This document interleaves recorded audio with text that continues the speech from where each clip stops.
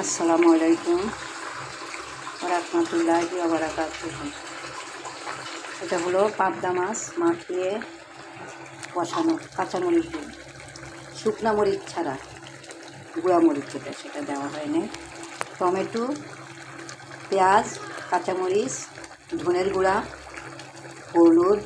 হলুদের গুঁড়া, আদা রসুন পেস্ট, আর হলো জিরা, হালকা অল্প, জিরার পরিমাণটা কম, জিরাটা দিলে বেশি গন্ধ গন্ধ হয়ে যায়, জিরার একটা ঘ্রাণ আসে, তখন আসল সেন্টটাই পাওয়া যায় না।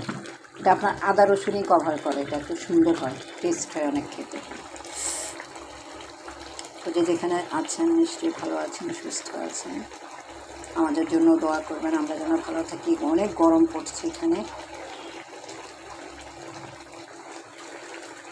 গরমে এইসব সালুনগুলো খুব শরীরের জন্য উপকার। টমেটো থাকে, ঝোল ঝোল করে, একটু ঝোল করে করা হয়, খুবই টেস্ট খেতে।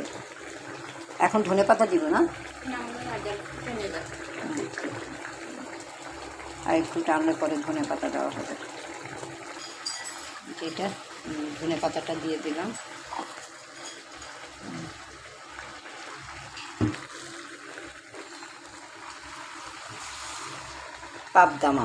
পাবদা মাছটা কিন্তু খুব মজার একটা মাছ।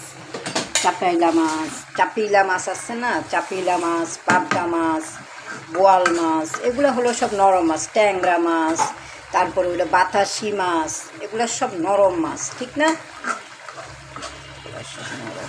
এটা ঝোল থাকলে আর ভালো লাগবে না, ঝোলটা না আরেকটু কমে যাবে, আরেকটু যত হবে মানে টান টান হবে তত মজা হয়, বেশি টেস্টটা বেশি আসে। অফ করে দিলাম আমি আমার ভিডিওটা। আসসালামু আলাইকুম রাহমাতুল্লাহি ওয়া বারাকাতুহু। সবাই ভালো থাকবেন, আমাদের জন্য দোয়া করবেন।